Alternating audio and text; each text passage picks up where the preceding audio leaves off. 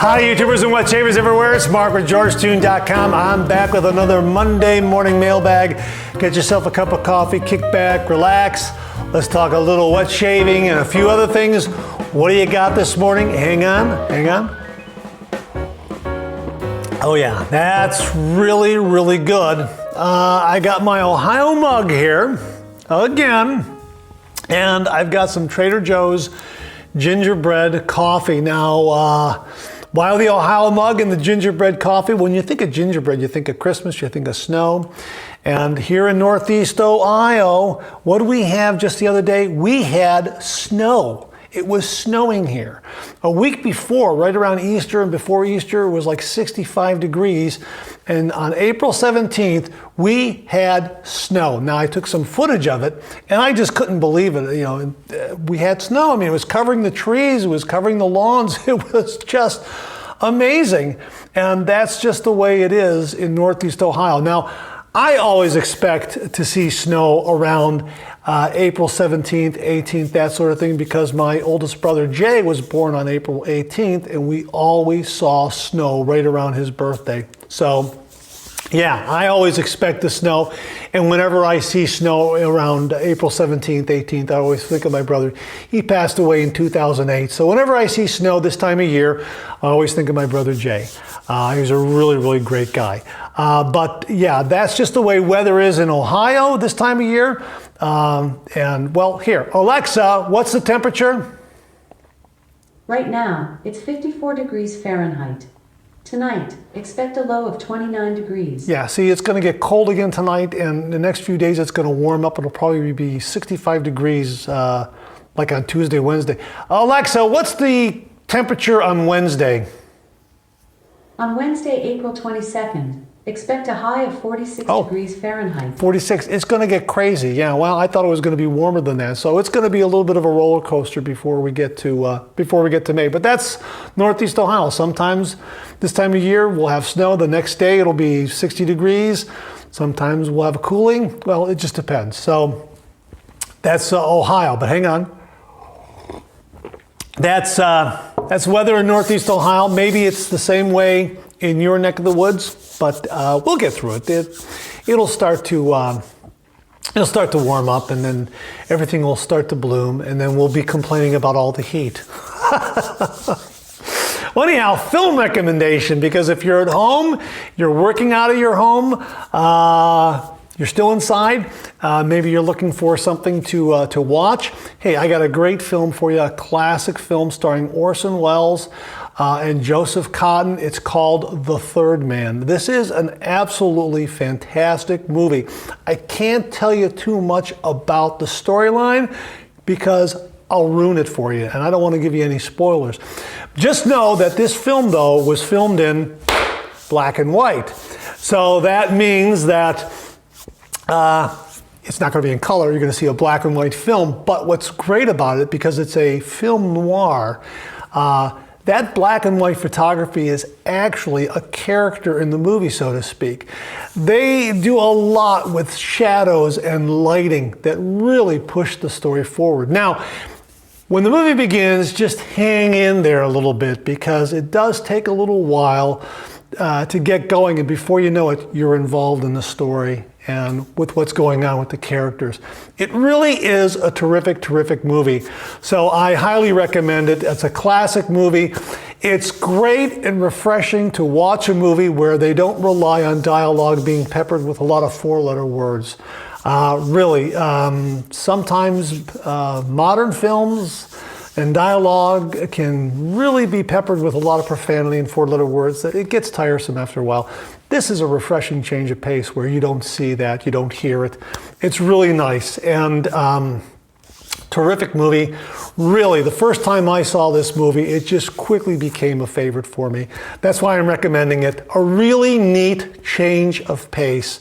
But again, remember, black and white, and really the lights and the shadows and how that all plays out in the movie is really integral to the story. So The Third Man. Whatever streaming service you have, I hope you're able to see it. So it's a terrific movie. All right, let's get to some of these questions here. Boy, a lot of responses regarding the super lather video I did recently, and really happy to see that. Now that came about from a viewer named Just Uncle L, and he talked about doing a super lather, and I took his suggestion and did a video review of it and got a really nice result using a Rockwell 6S razor. He happened to see that and commented, "Happy to see you trying the super lather routine that I like to use. The only difference is I add a hot towel to my routine, but that would not be required if you shower before shaving." Well, I did have a nice hot shower before shooting that video, and I failed to mention that as I was doing the video. So I apologize for not mentioning that, but yeah, I had a really good hot shower, and yes, it helps. So either a good hot shower or a hot towel before doing a shave really does aid in having a good shave. Good complementary cream and soap choices is what he writes. Yes, I used the Sterling Sharp Dressed Man and Art of Shaving's Bergamot and Neroli. Boy, these really complemented one another. Of course, I love the scent of Sharp Dressed Man, but I've also liked this scent too. But they're in the same ballpark. So if you want to try this super lather and you have either one of these in your shaving den, they really do complement one another, and you get a great super lather with them. And it really, both scents, they don't clash at all. They really come together in a really nice harmony. So I really enjoyed doing it with those two. That soap and that cream. Some shavers may consider that it is not necessary to super lather if you have a good soap, but I found with my sensitive skin, I need that extra bit of protection and slickness it gives. The Rockwell 6S is on my must-have wish list.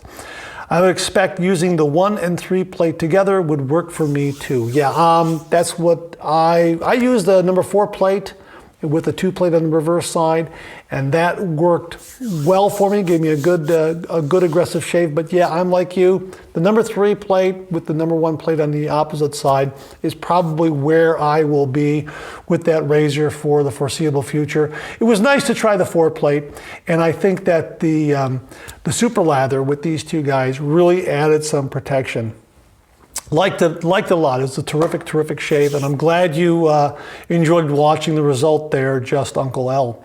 Along the same lines, actually in the same video review, another viewer, NY Diesel and FL, commented, "Great shave, Mark." Yeah, thank you very much. "I just did a super lather a few days ago just for fun. I used Taylor of Old Bond Street almond cream as the pre-shave and used Dr. John's Sakura Musk for the shave soap, and was a great combo." Well, that Dr. John's Sakura Musk, I've never heard of that. This is the great thing about this channel. Just getting feedback from viewers, and I know other viewers out there reading the comments area, you'll learn about these great new soaps, razors, other products out there. That's what's so great about doing this channel. I learn a lot, viewers learn a lot, and you always come across these little nuggets of new products, new soaps, new razors, that sort of thing. So yeah, that's one I'm going to probably look out for. He continues, "It was for the head and face, plus the aroma of cherry blossoms and almonds. Unbelievable. I'm going to do this more often since I'm working from home more often now." Yeah, a lot of us are inside working from home. I have neighbors in the neighborhood who are at home, working from home, online, doing it virtually. Yeah, it really has changed things, and I would gather you have a little more time to do that traditional wet shave in the morning because you're not in the car commuting to the office. He continues here, "Regarding the Rockwell, my 3 plate with a more aggressive blade is where I like to be myself. I normally go 3 plate with a Nasset blade," that's a Gillette Nasset blade, I believe, "and I'm perfectly fine. I'm actually getting ready to do a shave with Sterling Orange Chill. Have a good day." Well, that sounds great. Now, the 2 Sterling soaps that I have are Barbershop and Sharp Dressed Man. I got a couple more on order that are probably going to come this week, and I bought the complete set. I bought the soap, aftershave, the balm, and I also bought the body bar soap because I'm out very nearly out, and I need something, and I just don't want to pop into a store now because of the restrictions and the social distancing and that sort of thing. I can do it, but I thought, well, as long as I'm ordering the shaving soap and these other items, I'll get some bar soap and I'll try that too and see how that works out. Now, next time around with Sterling, I think I'm just going to order shave soap and I'm going to forego the aftershave and the balm just to try the different shave soap scents. And I don't know if I'm going to go with a complete large puck like this or just try a sample puck. I'm not sure, but boy, I sure do like these containers and the fact that it's labeled and that sort of thing. I think they also offer a label that you can put on a smaller container and just kind of write in what it is. That's a nice workaround, but yeah, something about having this nice container and just opening it up, cracking it open. Yeah, that's a terrific scent. I like it a lot. So yeah, I've got some on order and I'm going to be doing some video reviews of those. And yeah, thanks to all the viewers again for recommending Sterling, because these soaps have been great. I used Barbershop this morning and just had an absolutely fantastic shave with it. Love, love, love their shave soap. Again, in the Super Lather comments section, She Shaves with Jill wrote, I love making a super lather using both a cream and soap. Add a few drops of glycerin too, and it takes off. Yeah, thanks very much for that tip. Coincidentally, I was cleaning out the shave den, the bathroom yesterday, and of course, my folks owned this house. I bought the home after my folks passed away, and that's where I found my father's original shaving gear, et cetera, et cetera. And I happened to come across this Revco Glycerine. And I thought, well, hey, I got some glycerin to try here. Now it says glycerin emollient, so I don't know if that's the same thing. Although Revco well, they didn't go out of business. They were acquired by CVS in 1997. So I doubt very much that this is going to be something I want to put on my skin. Seeing that it goes all the way back to at least 1997, maybe a few years before that. So yeah, I don't think I'm going to be using this, but I would probably look for something in this size bottle, in a plastic bottle, glycerin. Maybe if I get a chance here and I happen to wander into either Mark's in Northeast Ohio, which is a great storage chain. You know what? I gotta give the folks at Mark's a shout out, and I think the owner, Mark Glassman, if you're listening, thank you very much, because I have found everything that I've needed in your stores at 2 different locations. And toilet paper, hand sanitizer, ground beef, fresh fruit. Mark's stores have been really well stocked. I don't know how they did it, but man, they really have done it, and you got a loyal shopper in me from here on out. I have gone in there occasionally, but due to these changing routines that we're going through right now, I stopped in because the other stores just didn't have anything, and I walked in there and I couldn't believe it. Everything was so well stocked. So if you have a Mark's, if you live in Northeast Ohio and you have a Mark's in your area, check them out, because they really are doing a great job of keeping their shelves stocked with all that good essential stuff that we need right now. So yeah, thank you to Mark Glassman and everyone at Mark's for doing such a great job. I really appreciate that. All right, from the previous Monday morning mailbag, Akam Collage. Hi Akam, how are you?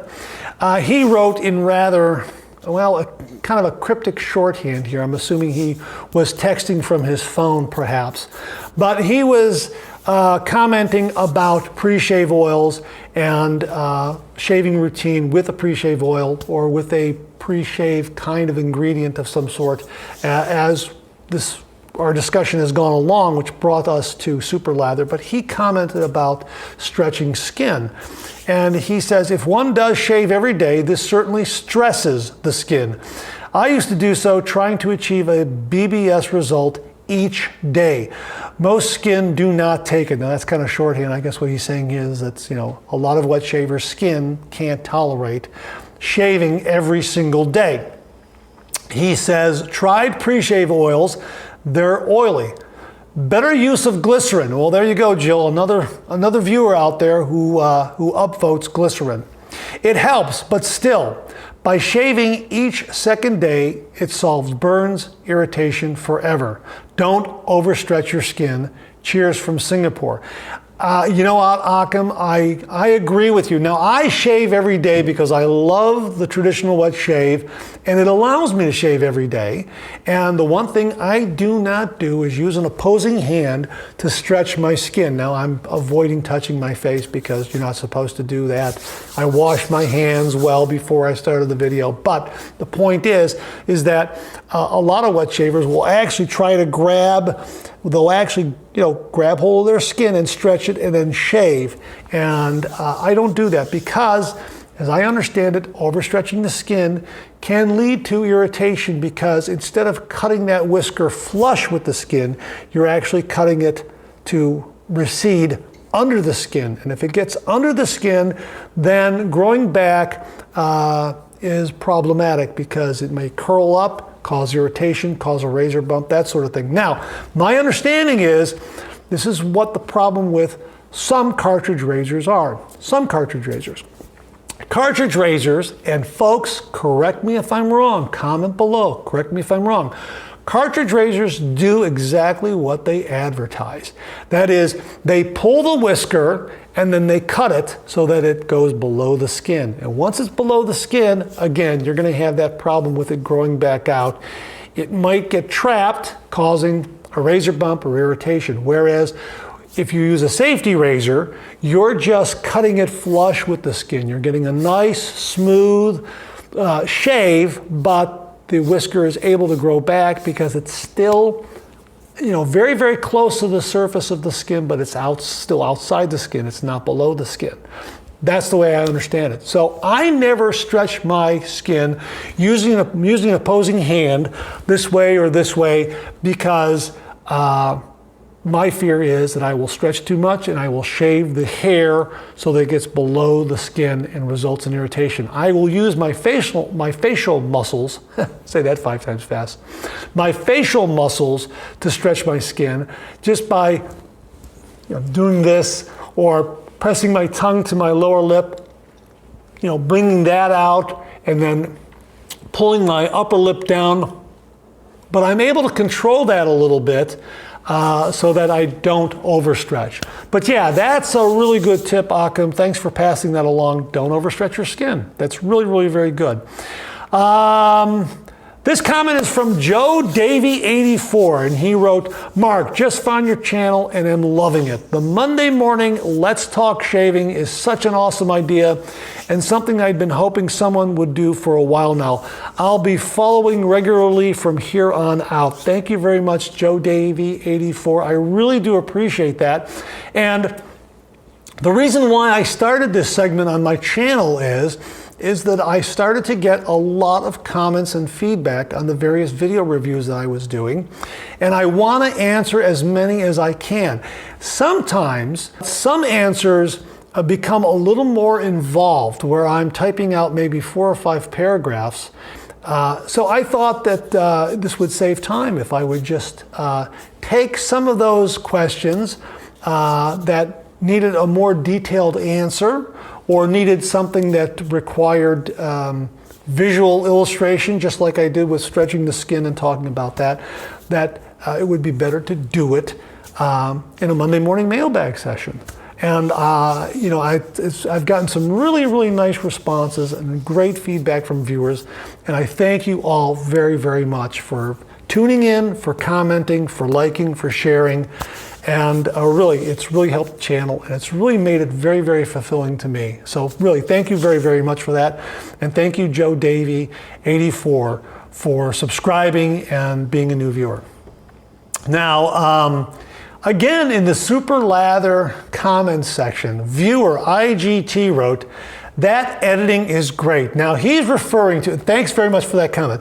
Now he's referring to the new 2-camera system that I just put up in recent videos, where I'm using two cameras so that one is pointing down towards the sink bowl, the other one is shooting me straight on, or off to the side just a little bit, so that I can show you what I'm doing with the brush down by the sink and maybe loading a razor blade in my hand so that I'm not holding it up here, that sort of thing.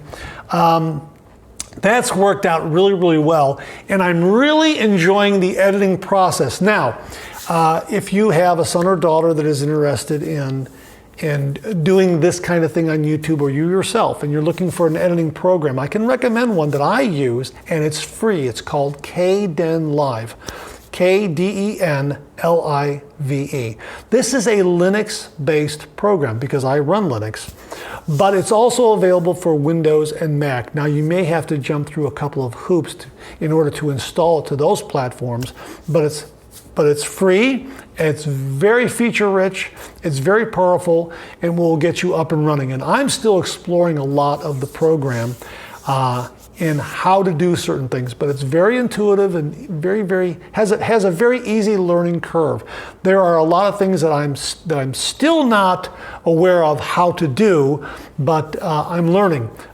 Is it as powerful as, say, the Adobe Premieres and those kinds of editing programs? I don't think so, but it is a good starting point. Hopefully, eventually, seeing where this channel goes and that sort of thing, I may get to another platform and start using some of those commercial programs myself, because they are quite powerful and they do give you a better visual result if you're doing some really high-level technical editing and other technical whiz-bang stuff.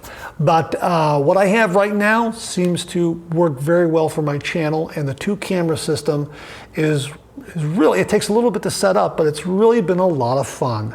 And I really enjoy the editing process, because editing the videos for this channel is a lot like cartooning. When I cartoon, when I'm drawing a comic strip, I'm editing in my head how I'm going to lay that comic strip out. Is the first panel going to be a close-up, and the second panel going to be a medium shot, and the third panel is going to be a distance shot?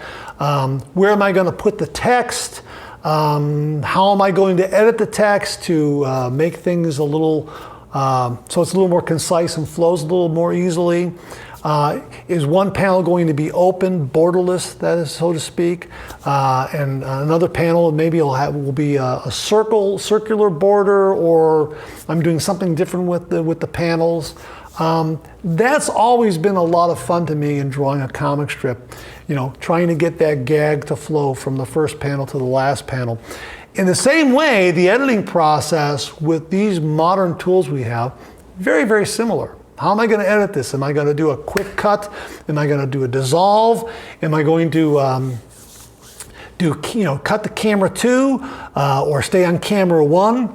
Boy, there really is a lot of fun in doing that editing process, and that's why I've enjoyed doing these videos. I probably enjoy doing the editing more than I actually do shooting the video, because once you get everything shot, then you can kind of play around with it and use some new tools, increase audio here and there.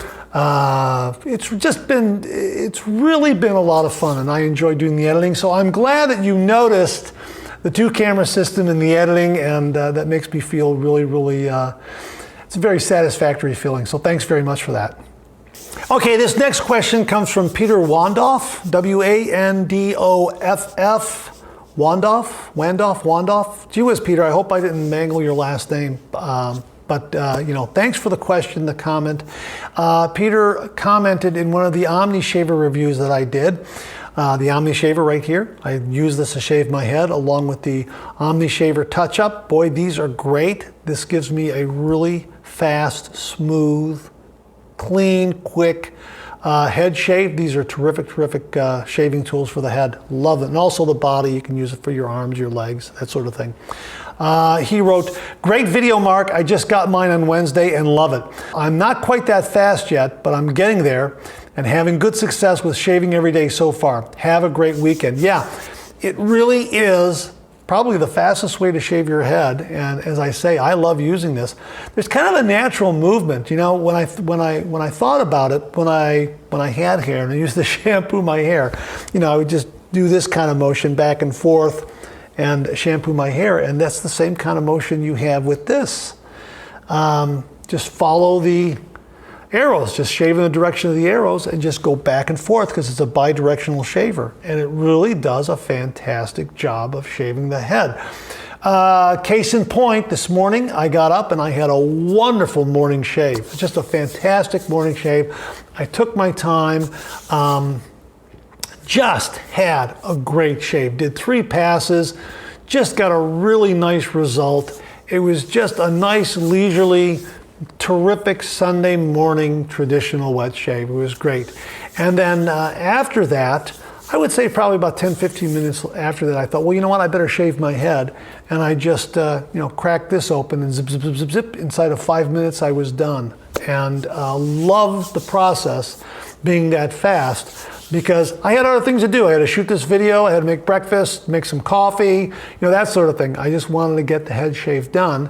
And that's not to say that I'm not going to use safety razors again to shave my head. And I've got some videos planned with some safety razors to shave the head because I think that's also a very good way to shave the head.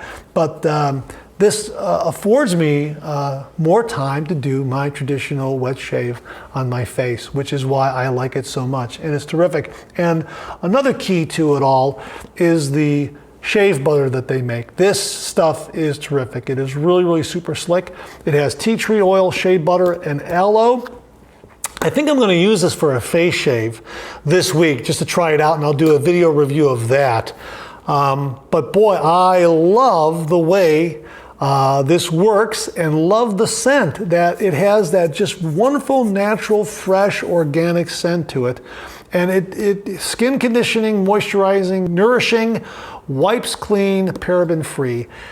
Yes, on all accounts. I don't even use a Shash alum block after I'm done with my head shave now. I just take whatever is remaining here after I get rid of the excess water and just massage it in, and I'm done. And it really does save a lot of time.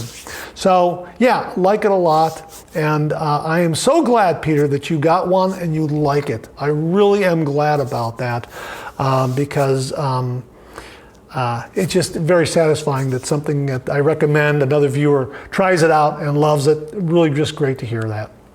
And wrapping up, this last question comes from Tim Whitkop. And he wrote this in the comments area of a bargain shave with some affordable shave products, video review I just recently did. He wrote, "Nice video, Mark. Thank you very much. Personally, I would be fine with all the items you used. Some people get into wet shaving for the shave itself, some for the cost, and some as a hobby. For me, I love my vintage razors. I love that I use the same type my dad used. Yeah, I'm the same way with that Gillette Super Speed that he had. I don't buy high-end items. However, some people talk about the cost savings of wet shaving, and like you just proved, it can be very cost-effective. If you are constantly buying razors and nice soaps and brushes, where is the savings in that? What is your opinion? Thanks." Well, I think you said it in your question. Some folks get into this as a hobby. Now, I originally got into it as a cost savings. I found Dad's vintage razor, and I thought, well, hey, you know what? Why should I go out yet again and spend another $80 to $100 on an electric razor that's going to last me 6 months, 8 months, and I'm going to have to replace the blades for $40 or get a whole new razor all over again? I'll just buy 100 razor blades, some soap, a brush, and I'm good to go. And had I stick to that plan, yes, I would have been way ahead in cost savings. But there was an allure there. There was a history. There was also an explosion and an availability of shaving soaps and razors and blades and brushes and things to try. So yes, for me, and because of this channel, it's become a hobby of sorts and a real nice pastime, I guess you could say. But everyone has something. For instance, every once in a while, as I'm driving down the road, if I happen to see an estate sale or a yard sale, I'll stop in just to see if they have any vintage safety razors for sale. Well, last summer I think it was, I was driving home and there was an estate sale. And I pulled in and wow, they had a lot of stuff. And a young lady was selling her parents' home, and she was first getting rid of everything in the house so she could sell the house. Both of her parents had passed away, and they had, a lot of stuff in the house. Her father was a businessman who owned his own business, and he did very, very well. He made a very, very good living. Beautiful home, 3-car garage in the back, really, really nice home. And in just looking around for safety razors, that went immediately in the morning. Of course, I wasn't able to get there in the morning. It went, and I can imagine what he probably had, because when I went into the garage, the 3-car garage in the back, I saw just set after set after set of golf clubs. There must have been 50 or 60 sets of golf clubs. And a lot of this stuff was priced quite high. And it must have been some really, really expensive, well-made golf clubs. And I couldn't get over that. And I thought, well, maybe they just brought in golf clubs from other estate sales that they couldn't sell, because it was an independent estate sale company that was doing this. I thought, well, maybe they brought in some golf clubs from other estate sales that they couldn't move, and they're just putting it there. And in looking around and going back into the house, I happened to meet the young lady who was selling everything. And I asked her, all those golf clubs in the garage there, did they belong to your father? And she said, yes. Every single set of golf clubs belonged to my father. And I said, well, why did he have so many? She said, my father made a lot of money and he liked to play golf, and it became more than a pastime, it became a hobby. And he loved buying a new set of golf clubs and going out on the golf course and trying them out when he was playing with friends. And I thought, wow, So I guess, everyone's got some kind of hobby. Some people collect golf clubs. Some people collect razors. Some people collect china. A lot of people, it's all in what you like and what you want, I guess. But yeah, the great thing about traditional wet shave is you can go in any kind of direction. You could do it for cost savings.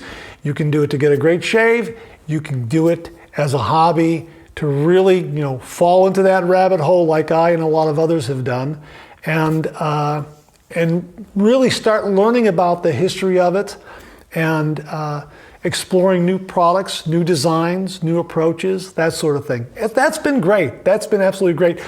The other thing that's been great is the actual history of the Gillette razor, and looking at it from that standpoint. There is so much history about the safety razor and the traditional wet shave. It really is terrific just to surf on the web and to learn a lot of that history there, and how it all came about and how it's brought us to the present point here. So I could ramble on for another 15, 20, 60 minutes, but I won't. Let's just wrap it up right now. Thanks very much for that question and comment, Tim. I really do appreciate it.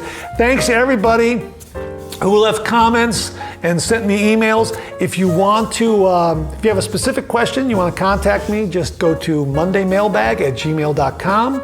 Email me at mondaymailbag@gmail.com, and hopefully I'll get your question posted on this segment and answered. Love hearing from everybody because it adds to the overall discussion. All right, thanks very much. Thanks very much for tuning in. I really do appreciate it. Please share, please subscribe, please like. Hit that bell so it'll give you a yell the next time I upload a video.